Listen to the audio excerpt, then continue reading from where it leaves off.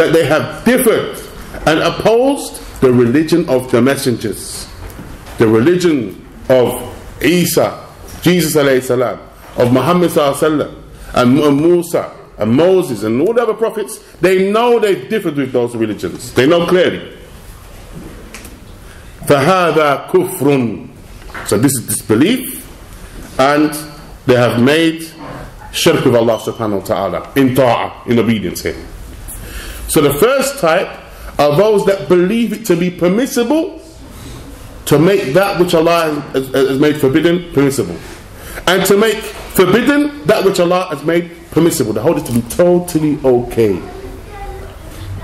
So now if a person comes along and says alcohol is forbidden, is allowed, and you explain to the individual, not, but actually Allah said this, and Allah said that, and Allah says this, and Allah said that, and the Prophet says this, and the Prophet, and he said, well, I still hold it to be permissible. Kafar is disbelieved in it. It's disbelieved. Because it's something that is quite clear. Tired. Then you have another situation.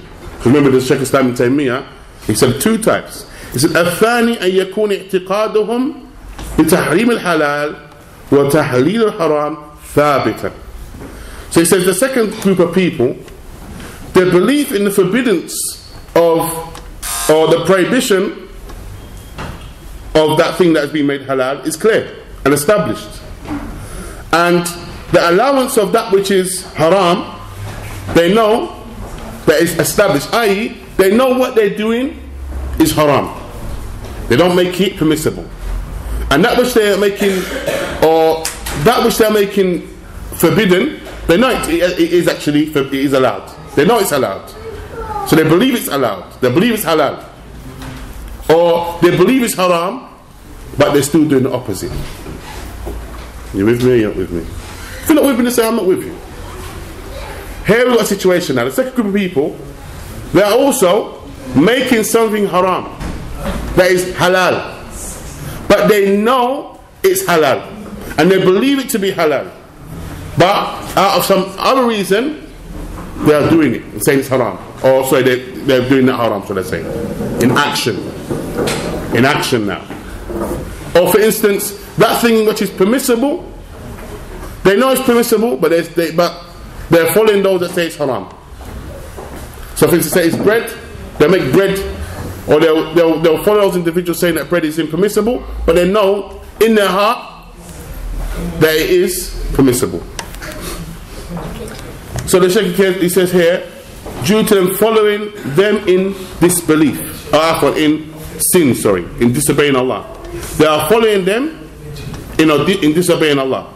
Just as the Muslim does when he does the sins and believes that they are sins. He's doing a sin. When he does that sin, so for instance, a person drinks alcohol from the sinners of the Muslimin, or falls into fornication from the sinners of the Muslimin. When they do the action, do they believe it to be permissible? They're doing it, but do they believe it to be permissible? No. So, in this situation, Shaykh al-Islam ibn Taymiyyah says, فَهَؤُلَاءِ لَهُمْ حُكْمُ أَمْثَالِهِمْ مِنْ أَهْلِ الذُّنُوبِ. They are like the people of sin. So if they was to die now, what would happen?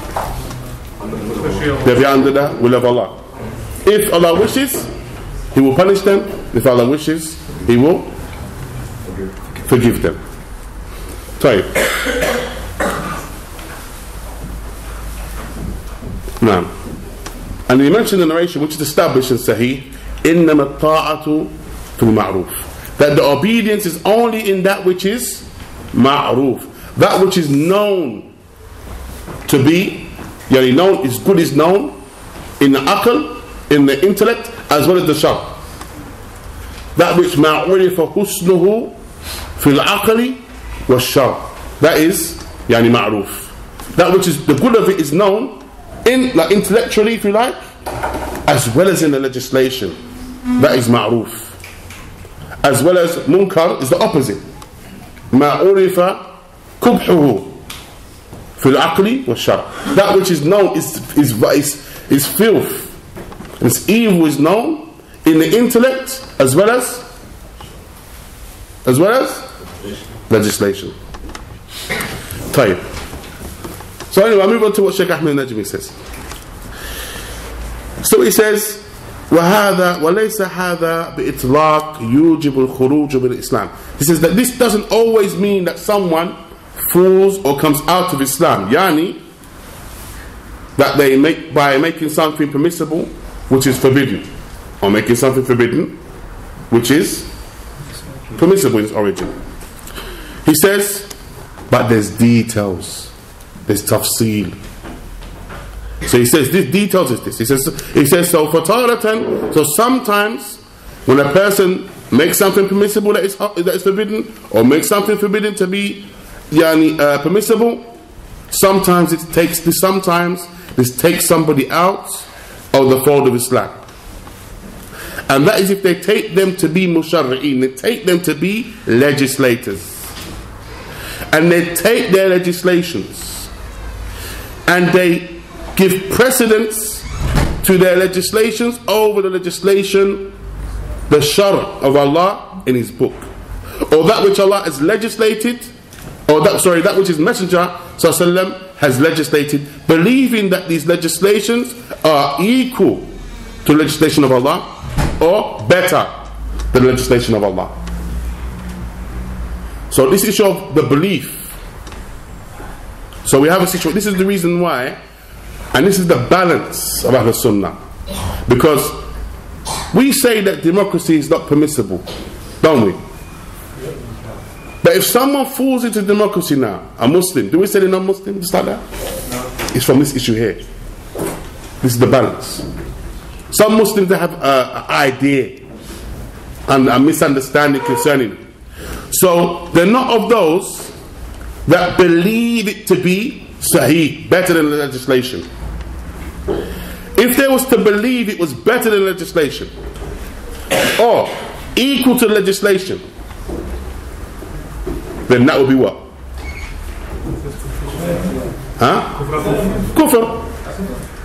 Kufr akbar, major disbelief. Voting, democracy. Why? Because it's from the West? What's the reason why we're against democracy? Because this democracy reality is judging by other than what Allah has revealed. It's not Allah's legislation. It's what they've changed.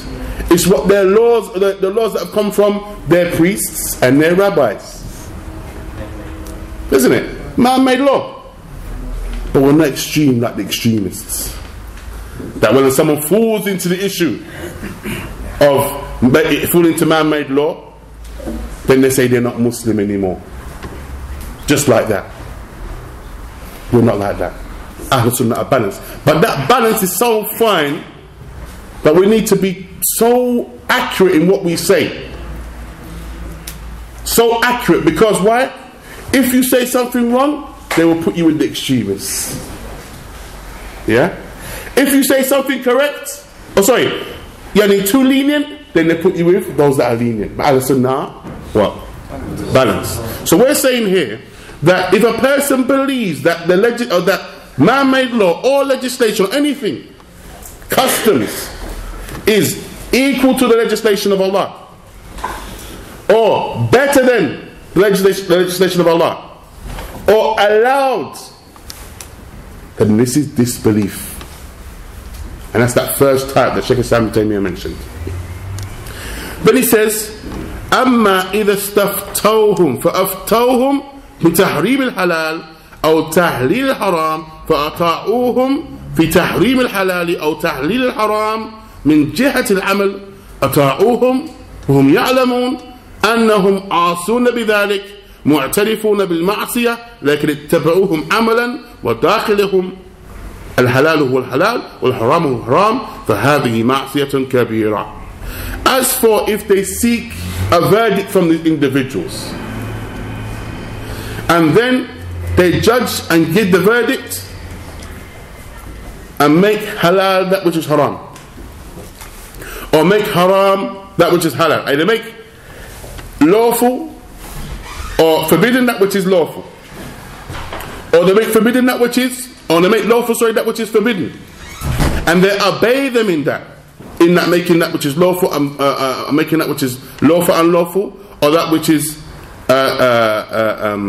unlawful, lawful, if they obey them in that in action, and they obey them knowing that they are sinful and recognizing that they are sinning, but they are following them, whilst inwardly they know that that which is halal, that which is lawful, and that which is forbidden, then this is a sin, a major sin, kabira. Are you with me now? So now a person says, I'm voting because of some benefit or some I don't believe it to be correct, I don't believe it to be better than Sharia, I don't believe it to be better than Islam, but there's a need that they claim. I'm not saying they claim, I don't say that there's a need, but the point is that that's what they claim. We're not going to say anta kafart, you've disbelieved. We're not going to say that. Do you understand the point? Even though there is no argument for democracy, before I make myself clear, there is no argument in entering into democracy. There isn't any argument, there isn't any need, should I say, for it. And that's kind of the distinguishing factor today between some of the Salafis, and those that claim Salafiyah. Those that claim Salafiyah, you find a rush to this issue of democracy and in voting and parliament and all these type of things, which is batil, false. Tayyib. Ala kulli hal, so that's the issue. If they don't believe it to be permissible, they don't believe it to be better than the Sharia, they don't believe it to be equal to the Sharia, the legislation of Allah, but even if they took their priests and rabbis as lords, they'll be what? Huh? Let me say it. They take their priests and rabbis as lords, but they don't believe that which their priests and rabbis are giving them is better than the Sharia, or equal to the Sharia, or allowed. They're following them for another reason, desire. What those priests and rabbis are giving them suits their desire, suits what they want to do, a shahwa, a lust for something. Then what do we say? Sinful. Type. Then you have the other situation where they say, well, this is better than the Sharia. Better. Oh, it's equal, it's the same. Huh? Oh, it's allowed. Islam allows it. Then that situation is what? Disbelief. But Ikhwan, now ask you a question now. Is it hypocrisy as well? Well, I mean, it's possible, yeah.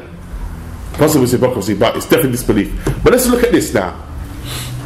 Because we're all here now. This is something we've learnt now. Yeah? I'm not saying we've learnt it now. So here we are now. Say, for instance, because we come up to now, what is it? The elections, isn't it? And you see a Muslim is there in the ballot box. And you mention this to him. But due to Jahl, he says to you, well, I think it's correct, you know. هل نكفره? Should we say he's a disbeliever? Now we're talking about a specific individual now. No. Why? Because لسنا أهل العلم. We're not the scholars. The scholars do that. What we will do is we'll take the situation to the scholars. Because the mas'ala of takfir in of itself, the issue of making someone a Muslim, non-Muslim, is not for the average Muslim. It's not even for the talib ilm. It's from those masail al-kibar, from those major issues. It's not like talking about wudu and salah and things. Not saying that salah is not major. But the point is that if a person makes an error in salah, هل نكفره? We're not going to make takfir. But this type of error, is it possible for takfir to occur? Yes. It's possible.